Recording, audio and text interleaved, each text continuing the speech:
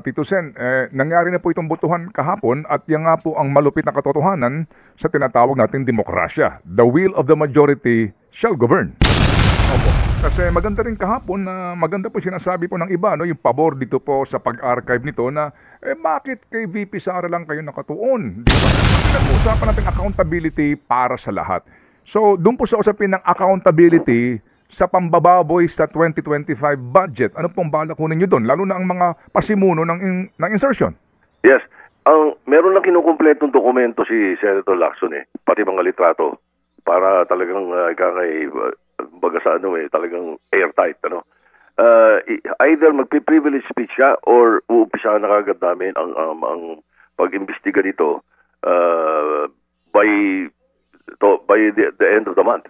Sapagkat makikita na natin na ngayon pa lang kitang-kita ang tindi ng ginawa sa 2025 election 2025 budget Pero kapag po yan ay usapin ng malfeasance, misfeasance and nonfeasance, that will fall under the committee ng Blue Ribbon.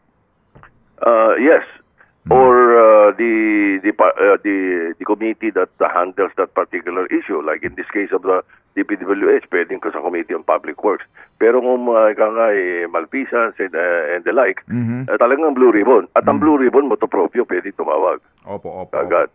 Opo. And dito ho naman po, siguro, we can have, we can at least give the new chairman, ng benefit of the doubt sa kanya pong gagawing pag-iimbestiga kung ang kanya mang committee ang siya po mamumuno.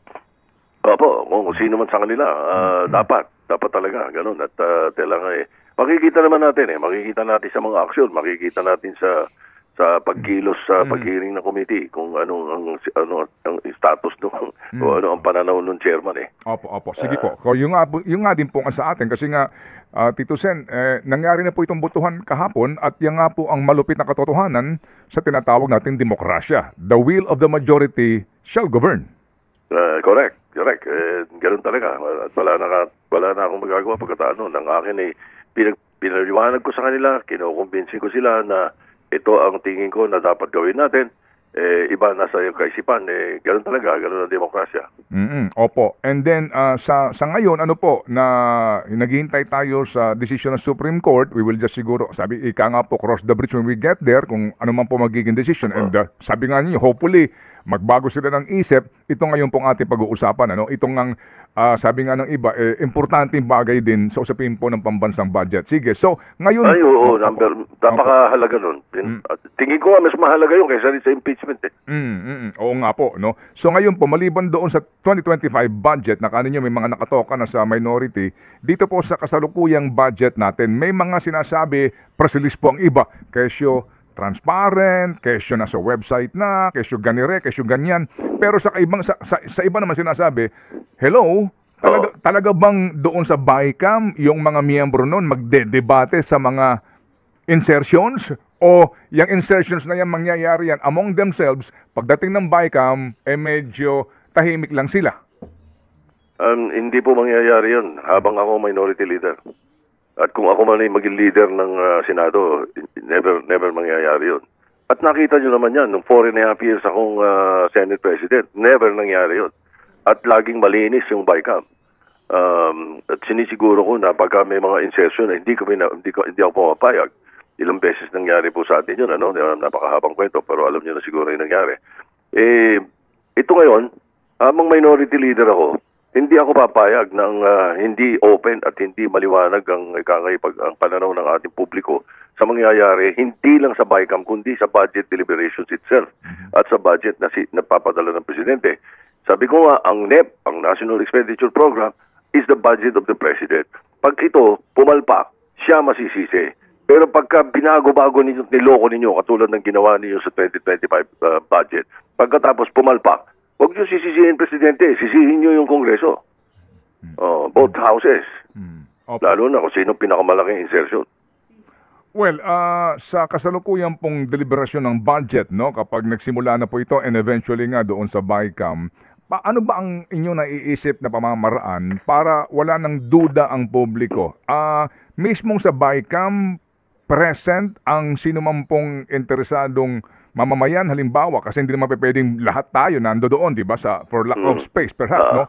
Yung pong mga alam niyo, yung mga watchdog nando doon, and then they can literally as in observe lang, and pwede ba silang mabigyan ng kopya ng budget, mapag-aralan at magsabi ng pwede ba silang magtanong doon sa deliberasyon na ano po ito, para saan po ito? Pwede ba yon, o sila po ay magiging miron lamang at mga miyembro lamang po ng BICAM ang pwede mag-usap-usap at magsalita? To a certain extent, to a certain extent, pwede. To a certain extent, hindi naman pwede sigurong paupuin ng isang civil society para makialam doon. Pero pwede kung nagmo-monitor sila, you simply give a piece of paper saying what you want to any of the members, especially yung alam mong pakikinggan kayo. So ito na, no, Tito Sen, sabi nga po nga namin medyo late na kayo natapos, inabot ng mahigit 6 na oras yung naging debate po kahapon. Nauwi po dito sa transfer the articles of impeachment to the archives, adhering to the immediately executory decision rendered by the SC and Bank, which held that the articles of impeachment are null and void ab initio and that the Senate did not acquire jurisdiction over the same. Mahaba-haba po ito. Pero kapag sinabi po bang archive, Tito Sen, ito po ba ay automatic na talagang tapos na yung proseso, o yung katulad ng sinasabi ng ibang mga senador kahapon na posible pa daw po itong ma-revive later on kung magbago man ang desisyon ng Korte Suprema? Ang totoo nung pag sinabing archive, ito yung tradisyon sa Senado o sa parliamentary rules. Pag sinabing archive, nakabaon na yon, nilibing, ganun yun. Unless pareho nung sinabi nila, and I will hold them to that, na sinabi nila itong motion na to na ina-approve nila ay pwedeng bawiin. Kung ganun yung sinabi nung iba habang sila bumoboto, at parang ganun din yung pananaw ng majority leader, I have probably half won the battle. Sapagkat ang akin doon kasi, ayoko ng motion to dismiss. I-dismiss mo yung articles of impeachment. Ang daming mali doon Ang daming mali doon sa punto na yon. Sapagkat dito walang kinalaman si VP Sara. Walang kinalaman ng kahit sino dito. Ang sa akin, konstitusyon. Ang sa akin, yung kung ano ang tama. Kaya magmo-motion to dismiss ka. Yung sinusundan mo, yung Supreme Court decision, na mga 3-4 ang error or inaccurate. So anong tama doon? Isa. Pangalawa, yung motion to dismiss ng articles of impeachment, akala ko ba sinusunod mo yung sinabi ng Supreme Court? Sabi ng Supreme Court, wala tayong jurisdiction. Wala nakalagay sa decision nila. Wala jurisdiction na Senado. Never nagkaroon ng jurisdiction. Anong dinidismiss mo? Wala pala tayong jurisdiction. Nakita mo yung contradiction? Doon mismo sa decision at hindi ng contradiction. Doon din sa nagpo-propose ng motion to dismiss, i-dismiss namin. Antindi rin ng contradiction. So pinakamagandang solusyon, ito'y natutunan ko throughout the years, is to lay on the table. I-table muna natin. Ang ibig sabihin nun, isasasabi natin. Kasi ang isang motion to table, napakahalaga niyan, panlima yan sa hierarchy ng mga motions. Ang ibig sabihin nun, pwede mo pang i-take up yun anytime. Any time of the day. Sa matter of fact, nung kinabukasan or sa gabi, nagbago isip natin, pwede natin bawiin agad. Kung nagdesisyon ng Supreme Court ng panibago, nag-rectify or anything to that effect, then we can pull it back. At doon natin pag-usapan muli. Ganun yung sinasabi ko. So, mukhang hindi yun ang nasa isip ng iba. Yung iba parang iniisip po talagang gusto nilang i-dismiss. Oo. Yun pong binabanggit ninyo, yun nauna bago yung archive, yung motion na i-table po muna itong motion nga ni Senator Marcoleta. Yung tanong ko po kanina kay Manong Ted, sa archive po kasi ang sinasabi, pag archive yan, nagbago yung desisyon ng Korte Suprema, pagbobotohan nyo pa bago po ninyo pag-usapang muli o halongkatin yung articles of impeachment. Correct. Kapag nasa table po ba yan, anytime pwede pag-usapan, hindi na kailangan pang pagbotohan? Ganun po ba yun? Yes. Yun ang pagkakaiba nun. Tama ka. Kung lay on the table, isang motion lang yan, basta walang nag-object, wala ng debate, wala nang pinag-usapan. Doon sa archive, kailangan botohan mo pa yan. Kumbaga, yung sinasabi nyo po na once archive, it is dead, yun po talaga yun. Pero kasi may mga nagpupumilit na senador Ang sinasabi po kasi, yung interpretation nyo na motion to put it on the table, yun din yung interpretation nila ng archive na anytime, pwede daw po yung hugutin at pag-usapan. Hindi ganun yun pagboboto nila, sinabi nila yun, and I will hold them to that. Pero, hindi ganun yun. Pag tinignan mo yung definition ng archive, at saka yung paggamit mga parliaments, paggamit ng parliaments ng archive, pareho ng paggamit ng, mas malala pa nga yung paggamit ng Supreme Court ng Board na archive eh. Sa kanila, pag in-archive, nalibing na eh. Okay. Ganun ang ahala nila doon sa complaint 1, 2, and 3. Makita mo sa decision nila, sinabi in-archive daw ng by mere adjournment of the 19th Congress. Di naman nag-adjourn ng 19th Congress, nag-adjourn for the election, for the Easter break. Oh, ay hindi no, walang nang in-archive ang Congress. Hindi naman in-archive eh. Kinabukasan after February 5 na pinorward yung articles of impeachment sa Senate, sa office ng Senate President. Yung February 6, pwede na nga i-archive lahat yung laman nun kasi mayroon ng isang automatic articles of impeachment na pinorward. Kaya doon pa lang napakatinding error eh. Sabi ko nga, kung ako yung mga justice ng Supreme Court, I will fire my lawyers. Yung mga abogadong nagbigay sa kanila niya na ganito. Siguradong ganun eh. Makikita mo, 2 author eh. Hindi naman isa eh. Kahit sabihin nila, isa lang ang ponente. Lahat na nakakaintindi, sinasabi sa akin eh.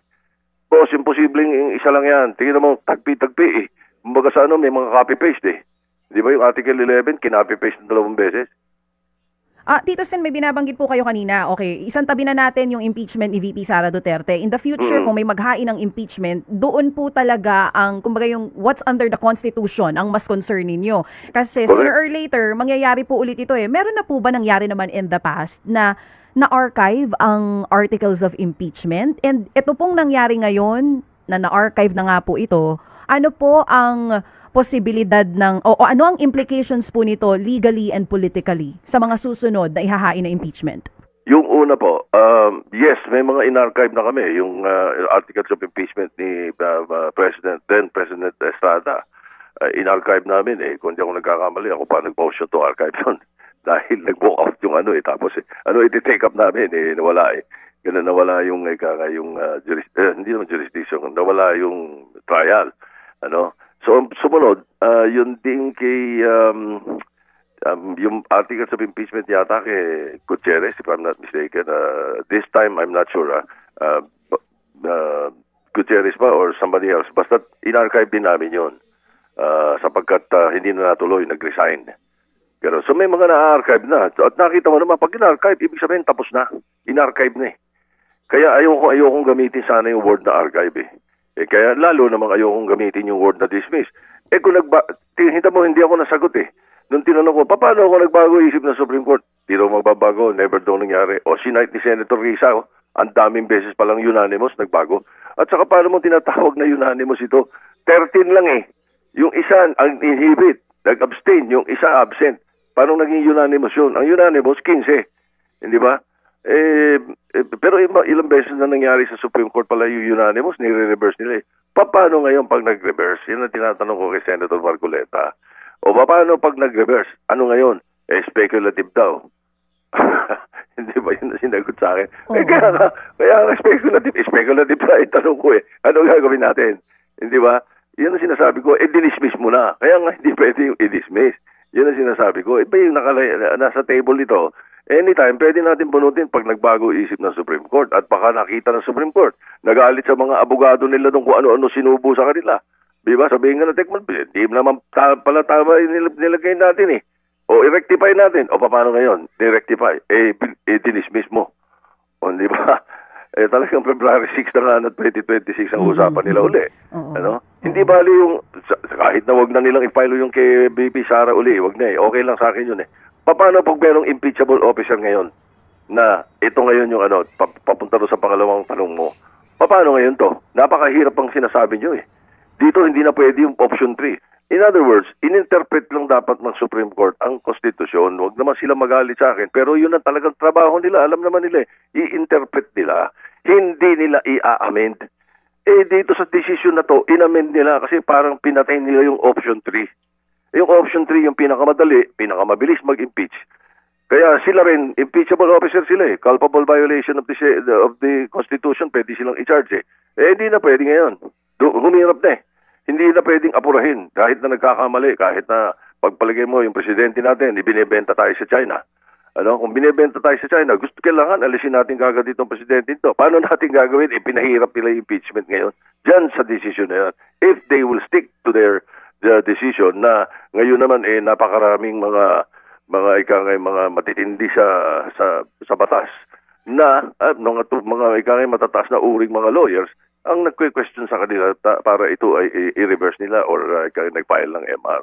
Doon pa lang sa forthwith, ngayon naman po archive, iba-iba na ng interpretation po, hindi lang mga senador, maging yung mga abogado and iba pang legal experts. Sabi nga nila, marami nagsasabi, pag hindi daw po sinunod yung naging utos ng Korte Suprema, magkakaroon tayo ng constitutional crisis. Sa ngayon po ba, hindi ba constitutional crisis po itong nangyayari? Kasi pinapanood ko po kayo kahapon, iba-iba yung interpretation just for the word archive pa lang Ang pag sinabi nilang hindi sinunod yung utos ng Supreme Court, magkakaroon ng constitutional crisis.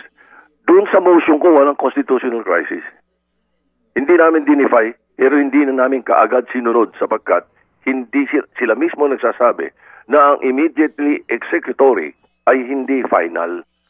Sila din ang nagsabi noon, ang dami nilang decision na ganun Binasa ko nga kahapon hindi ba nilagay ko ang record Kaya talagang lang yan, katigasan ng ulo pag na-appeal. Hindi, immediate and executory. Talagang gusto lang nila na ma-dismiss Yun ang talagang katotohanan. Alam naman natin yun na hindi naman tayo magtataka doon. Sa matter of fact, pagka yun nagkaroon ng motion to bring back from the archive. Dahil let's say sabihin ng Supreme Court nag-reverse. Tignan mo kung ilan na mag-o-object dyan. Sigurado. In other words, ayaw lang nila.